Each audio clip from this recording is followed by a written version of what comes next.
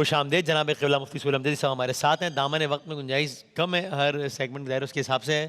تو میں آج کے وظیفے سے پہلے کل ہم نے ایک سوال چھوڑا تھا قبلہ, وہ یہ کہ جب آپ بتاتے ہیں کہ یہ پڑھیں اور پھر آپ مثال کے طور پہ کہتے ہیں کہ فجر اور عشاء کے بعد پڑھ لیں 30 مرتبہ, تو میں نے پوچھا تھا کہ اس کا مطلب یہ ہوتا ہے کہ آپ یہ کہنا چاہ رہے ہیں کہ دن میں 2 مرتبہ پڑھنا ہے, تو آپ نے یہ 2 ٹائمنگز احتیاطاً بتا دی ہے, یا نہیں یہ فجر اور عشاء کے بعد ہی پڑھنے پر یہ زیادہ پر اثر ہوگا, یہ بتا دیں ذرا.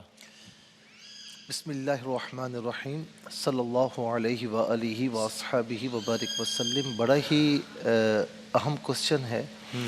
اچھا دیکھیں, جب کوئی آیت کریمہ یا کوئی بھی حدیث کسی وقت ہم پڑھ لیں کوئی مسئلہ نہیں ہے, لیکن جب کوئی ہم قرآنی دعا یا احادیث کریمہ کے الفاظ بطور وظیفہ پڑھتے ہیں نا, تو وظیفہ کہتے ہیں کہ ایک خاص ٹائم میں اور اسے خاص تعداد میں پڑھا جائے, ٹھیک ہے نا. اچھا کچھ وظیفے ایسے ہوتے ہیں, وظیفہ نام ہی اسی کا ہے نا کہ بار بار پڑھنے کو, خاص ٹائم میں خاص اوقات میں اسے خاص مقدار میں پڑھا جائے. اچھا کچھ وظیفے ایسے ہوتے ہیں جو ہم کہتے ہیں بھائی صبح و شام کسی وقت پڑھ لیں, ان میں گنجائش ہوتی ہے, ٹھیک ہے. اچھا کچھ وظائف ایسے ہوتے ہیں کہ جن کا تعلق نظر بد سے ہوتا ہے یا بد اثرات سے ہوتا ہے یا شیطانی حملوں سے ہوتا ہے یا جادو ٹونے سے ہوتا ہے, تو عام طور پر یہ جو جادو کیا جاتا ہے نا, یہ عمل بد جو ہوتا ہے یا بد اثرات ہوتے ہیں, یہ خاص طور پر فجر کے آس پاس یہ بہت زیادہ ہوتا ہے. اچھا جی, اور دوسرا جو ٹائم ہے وہ عصر کے بعد کا ہے. اچھا, تو اسی وقت ہم سجیسٹ کرتے ہیں کہ اس وقت پڑھیں تاکہ خدا نہ خواستہ کوئی ایسی چیز بھی ہو تو وہ آپ پر اثر نہ کرے. اور جو خاص مقدار میں پڑھا جاتا ہے اس کی مثال یہ ہے کہ دیکھیں جب تالا کھولتے ہیں نا, تو چابی میں دندانہ ایک بھی کم ہو تو تالا نہیں کھولتا, اور ایک بھی زیادہ ہو تو تالا نہیں کھولتا. تو جتنے دندانے ہوں گے اس کے مطابق تالا کھولے گا. تو اسی طریقے سے جو وظیفہ جتنی تعداد میں بتایا جائے تو اسی تعداد میں پڑھنے کی کوشش کریں. اور آخری بات کہوں گا, جب آپ کوئی دعا پڑھتے ہیں یا قرآنی وظیفہ پڑھتے ہیں نا, یا قرآن کی تلاوت کرتے ہیں خاص جگہ پر بیٹھ کر خاص وقت میں, تو اس وقت کیا ہوتا ہے کہ فرشتے سننے کے لیے آتے ہیں. جی جی, گویا کہ روحانی غذا ہوتی ہے. تو اس لیے ہم کہتے ہیں کہ خاص جگہ پر بیٹھ کر پڑھیں, خاص وقت میں پڑھیں, تاکہ وہ فرشتے بار بار آئیں, آپ کا سنیں, اور اللہ تبارک و تعالیٰ اس وظیفے کی برکتیں آپ کو من مان عطا فرمائے. سبحان اللہ. اوکے, ٹھیک, بالکل ٹھیک. حیدرآباد سے سوال ہے, میں اپنے بچوں کا پیٹ پالتی ہوں سلائی وغیرہ کر کے, میرا شوہر بھی محنت مزدوری کرتا ہے, لیکن زندگی بڑے دکھ اور پریشانی کے ساتھ گزر رہی ہے. کوئی دعا بتائیے کہ اللہ ہماری زندگیاں آسان فرمائے. بہت لوگوں کا مسئلہ ہے. جی, یہ بہت سے گھرانوں کا مسئلہ ہے, اور آج کل آپ کو پتہ ہے کہ مہنگائی کا دور دورہ ہے. یہ دعا کریں وسیم بھائی کہ اللہ تعالیٰ اس افریز سے ہماری جان چھڑائے. ہم تو بڑی آسانی میں زندگی بسر کر رہے ہیں, لیکن ایسے لوگ ہیں کہ جن کو 2 وقت کھانا میسر نہیں ہے, سحری افطاری میسر نہیں ہے. تو سب سے پہلے میری بہن آپ کے لیے بھی, ہم سب کے لیے دعا کرتے ہیں کہ اللہ تبارک و تعالیٰ سب کے رزق حلال میں فراوانی عطا فرمائے اور غیب سے اسباب مہیا فرمائے.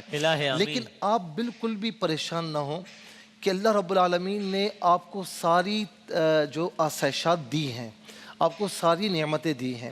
ایک شخص تھا, میں مختصر عرض کر رہا ہوں, اس کا چپل نہ ٹوٹا ہوا تھا, ٹھیک, اور چپل جڑ نہیں رہا تھا, اور اس کے پاس چپل خریدنے کے لیے پیسے نہیں تھے. اس نے اللہ تعالیٰ کی بارگاہ میں شکوہ کیا, اور پھر ایک اللہ والے کے پاس گئے تو اس نے کہا بات سن, تو ذرا باہر نکل اور گھوم کر آ, پھر مجھے بتانا. اچھا وہ کچھ دور گیا تو دیکھا کہ ایک آدمی کے پاؤں ہی نہیں ہے. تو اس نے اللہ تعالیٰ کا شکر ادا کیا کہ میں چپل کے لیے رو رہا ہوں, اس کے تو پاؤں نہیں ہیں. تھوڑا سا آگے گیا تو ایک آدمی کے ہاتھ نہیں ہے, اس نے اور شکر ادا کیا. تھوڑا سا آگے گیا تو ایک ایسا آدمی ملا کہ جس کے ہاتھ بھی نہیں ہے, پاؤں بھی نہیں ہے. اس نے وہ دوبارہ اللہ والے کے پاس آئے, کہا کہ نہیں, اللہ رب العالمین نے مجھے سب کچھ دیا ہے. تو اللہ تبارک و تعالیٰ نے آپ کو جان و مال کی سلامتی دی ہے, آپ کو عزت و آبرو کی سلامتی دی ہے, تو یہ اللہ تعالیٰ کی طرف سے بہت بڑی نعمت ہے. یہ دعا جو میں بتا رہا ہوں یہ بڑی پیاری دعا ہے, اور بخاری شریف میں موجود ہے, اور حضور نبی کریم علیہ السلام کی مبارک زبان اقدس سے یہ کلمات نکلے ہوئے ہیں. تو میں پڑھ رہا ہوں, آپ اسے میرے ساتھ مل کر دہرائیے, اور اس اسکرین کا فوٹو بھی لے لیجئے, اسے اپنے پاس نوٹ کر لیں تاکہ یہ دعا آپ کے ذہن نشین ہو جائے, جب آپ چاہیں پڑھ سکیں. اللہم انی اعوذ بکا من الہم والحزن. اچھا یہ حزنی ہے, ہاں پر پیش ہے. والحزن والعجز والکسل والبخل والجبن ودلع الدین وغلبۃ الرجال اوکے اللہم انی اعوذ بک من الہم والحزن والعجز والکسل والبخل والجبن ودلع الدین وغلبۃ الرجال. یہ آپ نمازوں کی پابندی کے ساتھ فجر، عصر اور عشاء کے بعد آپ اسے ذرا غور کے ساتھ، کنسنٹریشن کے ساتھ اور ترجمے کو مد نظر رکھتے ہوئے پڑھیے گا تو انشاءاللہ بڑا فائدہ ہوگا. اس کا ترجمہ یہ ہے: اے اللہ، میں غم اور حزن سے، عاجزی اور کسل مندی سے، بخیلی اور بزدلی سے، قرض کی کثرت اور قرض داروں کے دباؤ سے تیری پناہ میں آنا چاہتا ہوں. میری بہن، یہ جس کا بھی یہ مسئلہ ہے نا، یہ دعا من و ان اس پر سوٹ کرتی ہے. واہ. یہ دعا 11 مرتبہ پڑھیں فجر، عصر اور عشاء کی نماز کے بعد، اور اول آخر درود شریف پڑھیں. انشاءاللہ اللہ تعالیٰ آپ کی یہ پریشانیاں، تکلیفیں، یہ دکھ انشاءاللہ دور فرمائے گا. اور یا قویو، اللہ تعالیٰ کا ایک صفاتی نام ہے قوی. قوی کا معنی ہے طاقتور. یا قویو یا اللہ کثرت سے پڑھتے رہیں. اور آخر میں ایک اور وظیفہ عرض کر رہا ہوں جو بخاری شریف کی آخری حدیث ہے، اور اس کے متعلق ہے: کلمتان خفیفتان علی اللسان وثقیلتان علی المیزان. دو جملے جو زبان پر بڑے آسان ہیں لیکن میزان پر بہت بھاری ہیں.